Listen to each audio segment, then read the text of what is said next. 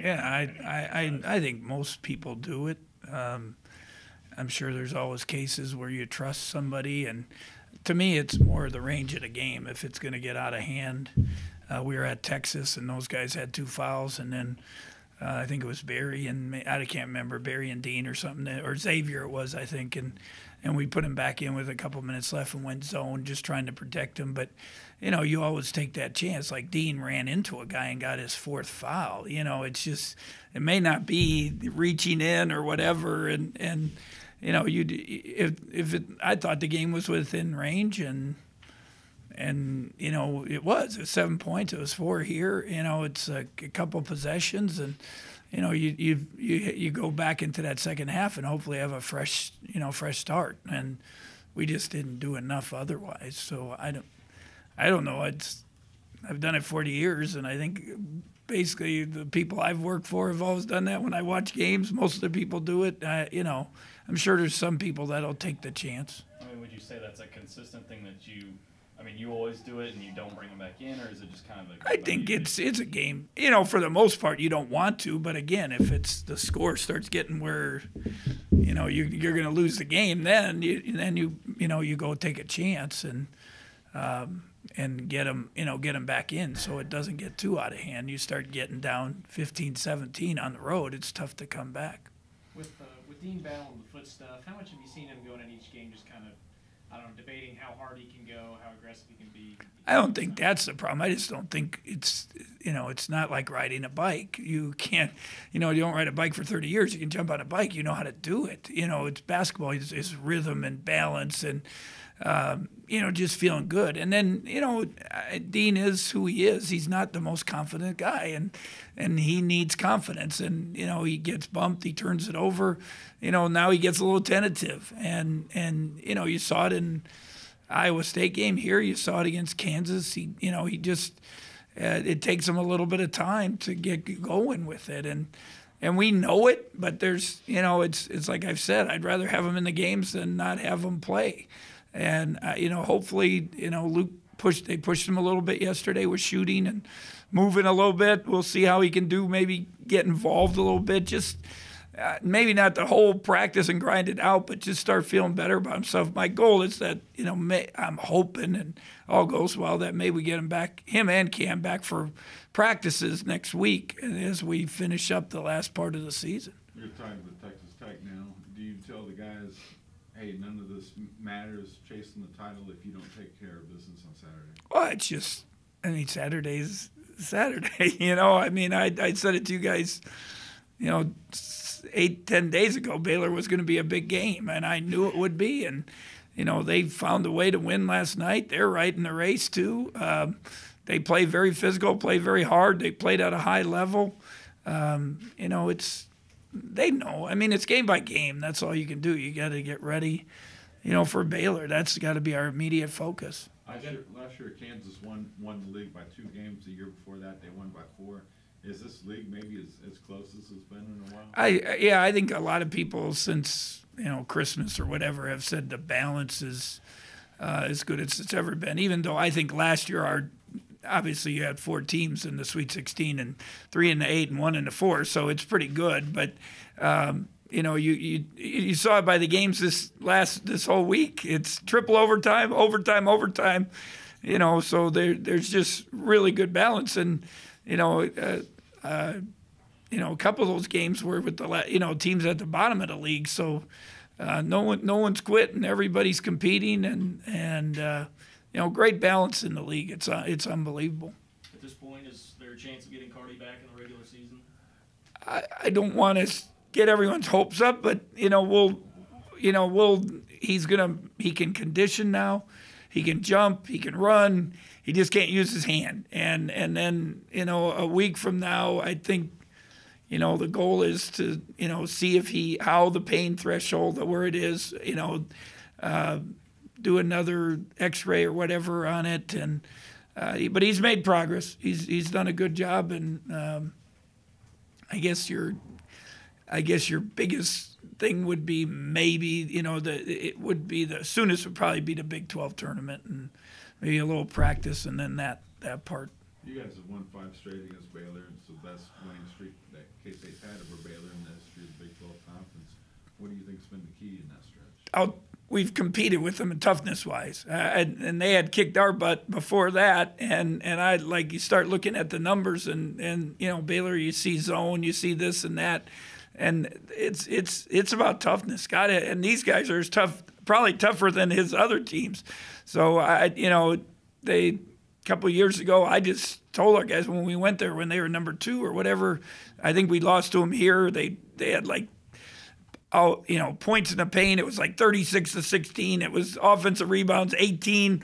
Last night they had 19. It's just I just said if you guys want to have a chance, you got to stand up and match them.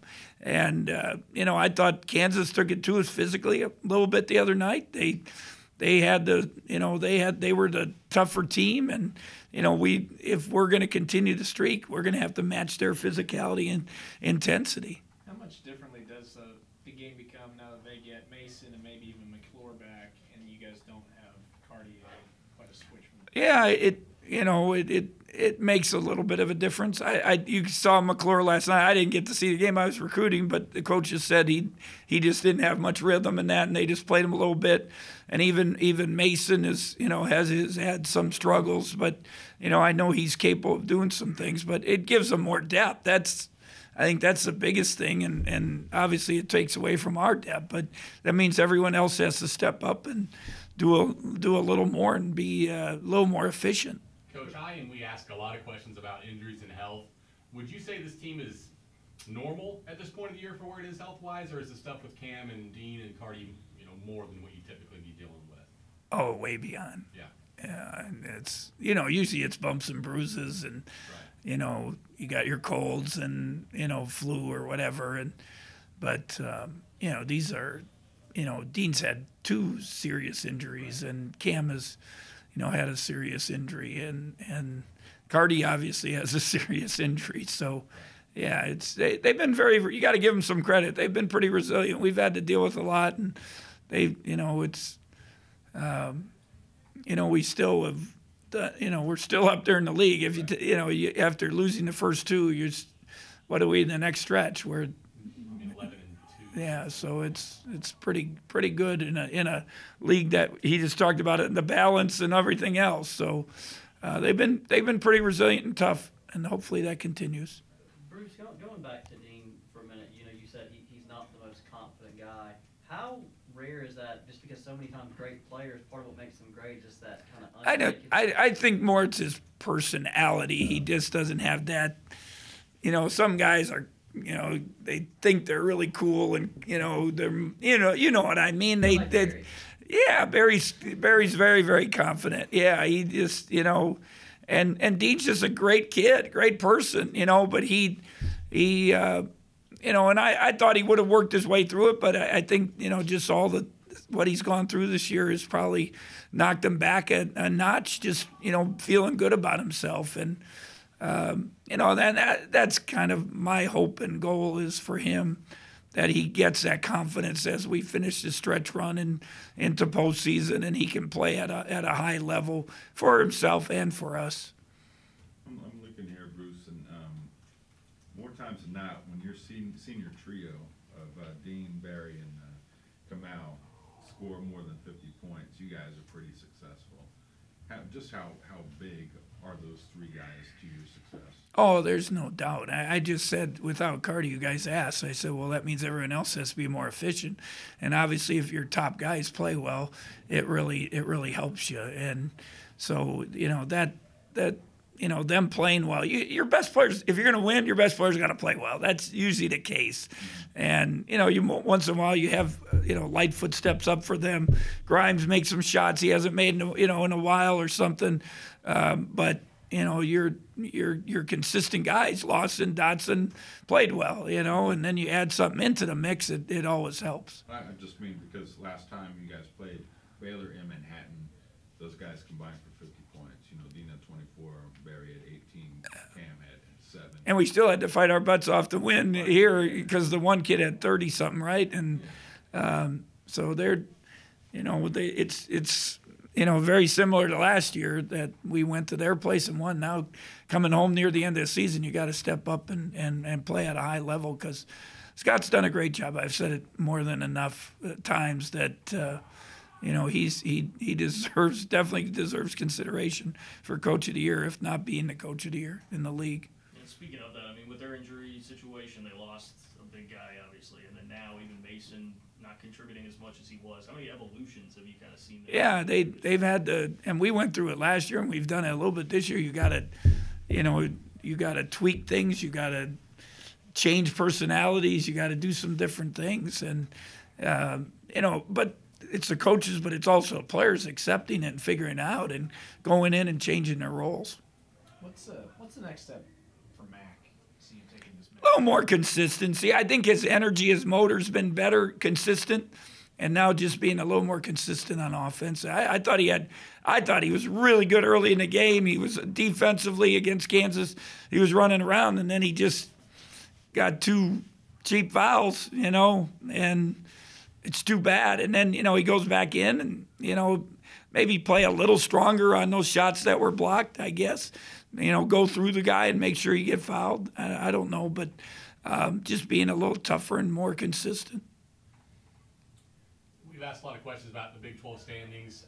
How do you manage just making a one game at a time mentality with the players while also talking about the big picture? Their goal is to win the championship. I mean, that's everyone's goal, and there's 3-4 teams that still probably can do it, and but you can't win you can't win 3 in a row unless you win the first one. So it's just, it's pretty simple, and hopefully we have a mature group that's they know they've been through, trying to finish strong and doing the right things at the end of the season. I know earlier this season you mentioned that you called Barry, Tampa to kind of try to get under his skin. Is there like a town near St. John you can do? I don't know. Central Plains was his rival, so I don't know. But aren't they the Oilers or whatever? Central Plain Oilers. That's all I got. All right.